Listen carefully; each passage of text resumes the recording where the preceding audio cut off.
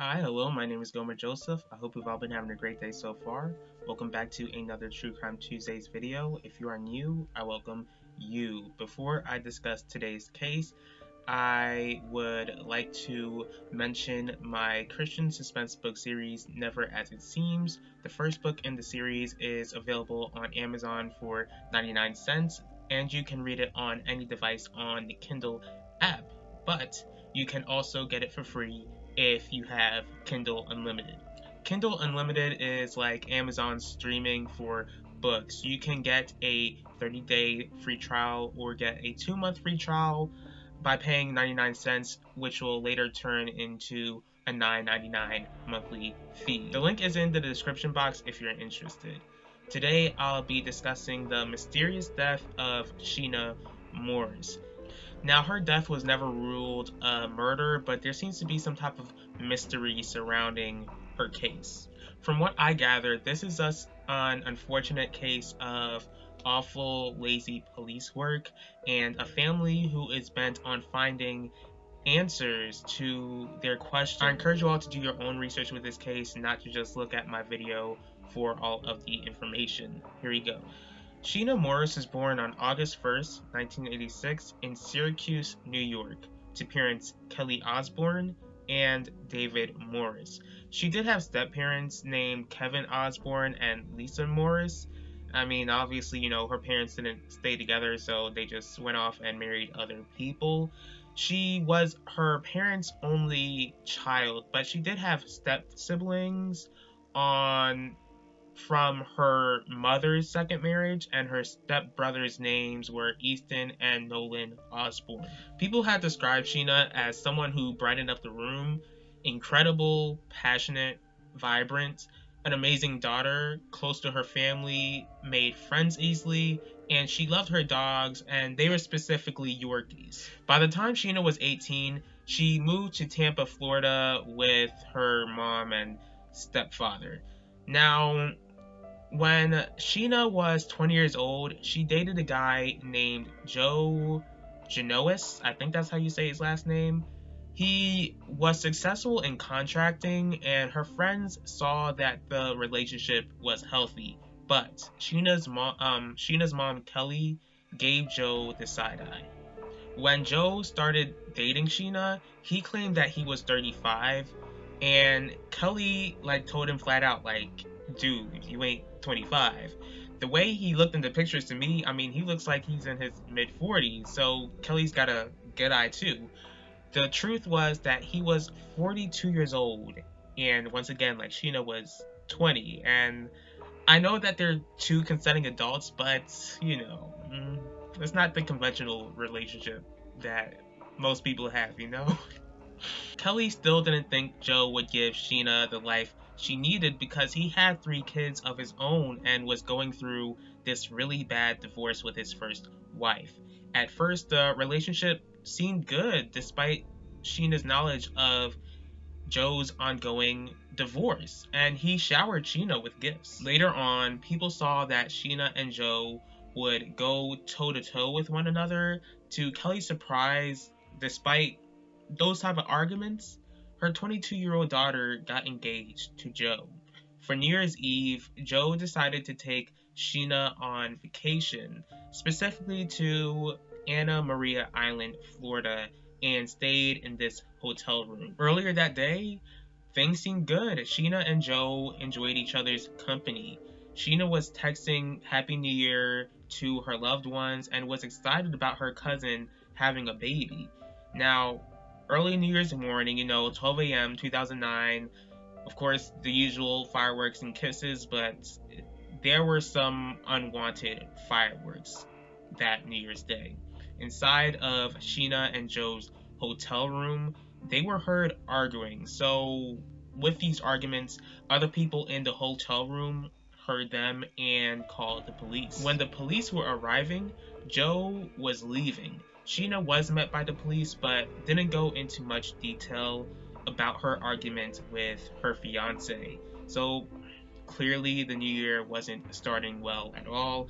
That afternoon, Joe called Kelly to explain that he wasn't able to get in contact with Sheena. Kelly decided to drive over to her daughter's apartment because, she's concerned, Sheena's like this really social person, and she's just not gonna go ahead and ignore people basically. So as Kelly was on her way, she got a phone call and Sheena's name popped up.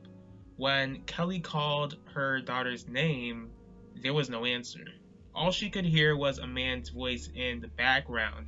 What made Kelly worry even more was that the man was a police officer who accidentally called Sheena's mother and told Kelly that they needed her address. So Joe was called to get to Kelly's house as well. When everyone was present, they got the unimaginable news that Sheena was found dead in the hotel room with her dogs present. And of course, Kelly was not only shocked, but she was heartbroken and even horrified. She demanded to know exactly how her daughter died, but the police weren't saying anything. Eventually, Kelly got word from a medical examiner who told her that Sheena's death was caused by a hanging. So police found Sheena sitting inside of the shower, clothed, with one of her dog's leashes wrapped around her neck. This news was unbelievable to Kelly because her daughter was this bright person and positive person. She had a lot to look forward to in that new year of 2009 and was getting ready to get married. Because the police found no struggle inside of the hotel room, they just ruled that Sheena's death was a suicide. The rest of Sheena's loved ones were devastated by the news of her death, but were certain that the suicide ruling didn't make any sense at all. A few days after Sheena's death, Kelly arranged a meeting with Joe in her garage, telling him this isn't over and that she knows her daughter did not kill herself. Because Kelly was 100% certain that Sheena didn't kill herself, she was a mother on a mission and decided to investigate her daughter's case herself, and eventually uncovering another 911 call that New Year's morning. And in this 911 call, Sheena told police that Joe, her fiance, made her bleed and gave her claw marks on her body. Before, Kelly was told by police, specifically a Detective Diaz, that the people in the hotel made the 911 call and didn't tell Kelly that Sheena made another call. Now, yes, I know that it's the respectful thing to do to respect the police, and I will always respect the police's position, but as long as I live, I will never put them on a pedestal. Now, that's not even the worst part.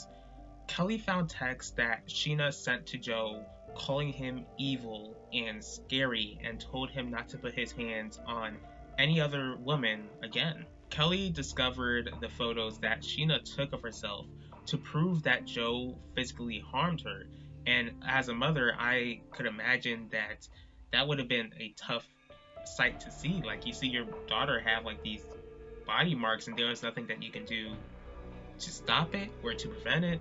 And Kelly was certain that the investigation was botched right from the very beginning, and she called Detective Diaz and asked him if he interviewed Joe.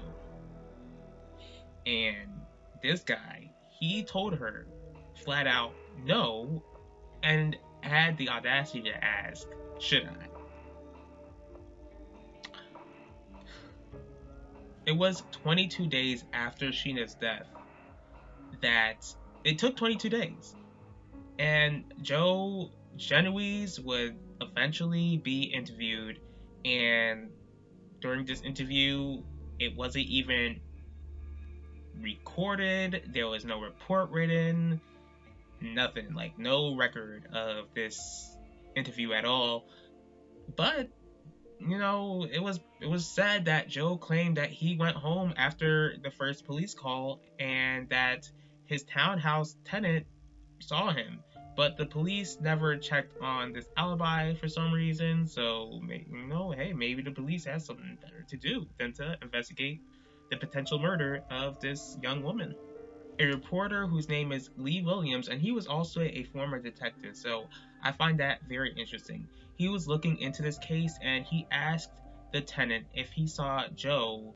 Now, the tenant admitted to Lee that they did see Joe, but didn't remember the time. Police claimed that they have Joe's cell phone pings that proved his innocence, but the pings have never been released. Like, it was like kept secret somewhere. So, though difficult for her to see, Kelly had to look at the images of Sheena's dead body to get to the bottom of it. In these pictures, Kelly noticed that Sheena's eye makeup was unbothered, so she didn't cry before this suicide. And experts say it's rare not to see tears when somebody is usually killing themselves. Now, there was also a bracelet on Sheena's right wrist when she always wore them on her left wrist. And the bathroom door was open. Kelly was convinced that Sheena would never let her dogs see her kill herself. And what's very weird is that there was sand on her feet, but not anywhere else in the bathroom. So, like, how did she kill herself and not leave any sand marks? Most important thing is that Lee Williams, the reporter, noticed that there were popped blood vessels in both of Sheena's eyes, which indicated that she was possibly strangled. Eventually, there was this ruling that Sheena died because of a hanging, and that the cause of death was undetermined.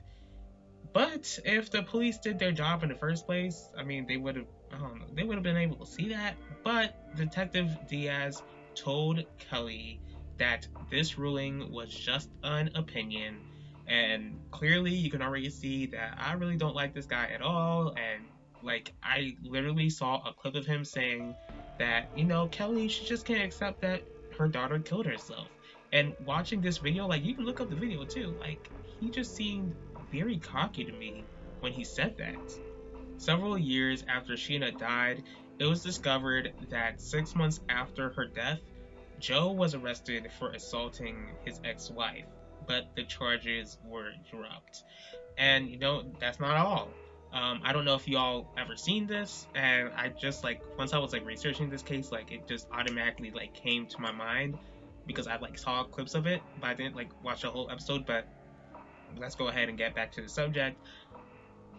Sheena's parents and Joe appeared on Dr. Phil. So Joe took a polygraph test on there, and in front of the entire nation, he failed the polygraph test when he was asked if he killed Sheena or had anything to do with her death. And like, watching the video, like, her parents just had like all these negative emotions on them. So it's like, I don't know, it's really hard to see. And of course, I know that there's talk how polygraphs aren't 100% reliable, so an arrest can't be made and can't be used in court. So he also claimed that the questions that were asked were setup questions. Like, to me, I don't think they're setup questions. Like, if somebody asked me if I killed Tupac and I said no, like, I don't think that's a setup question, Later on, Joe claimed Sheena was jealous of his ex-wife and his family and how depressed she was. Okay, Joe, what do you think? Do you think that Sheena killed herself, or do you believe that she was murdered? And especially do you think that her fiance had anything to do with it? Please feel free to leave your thoughts in the comment section.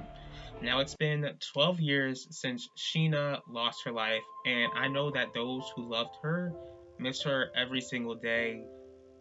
She was so young. Like, it's so crazy to see how her death was so long ago, to the point where I outlived this young woman. And her parents were robbed of their only child, and my prayers truly just go out to them. The God that I serve, the God of the Bible, is a God of justice. So if justice needs to be served when it comes to Sheena's death, he will make sure that Sheena will receive that justice. I thank you all for taking the time in your day to watch this video. If you did like this video, please feel free to hit the like button. Once again, if you have any thoughts on this case, please leave your thoughts in the comment section. If you'd like to see more videos from me, please feel free to hit the subscribe button and click the bell to be notified about the next video. If there's a certain true crime case that you'd like me to cover, let me know. I'll see y'all for next True Crime Tuesdays, and I will talk to y'all later.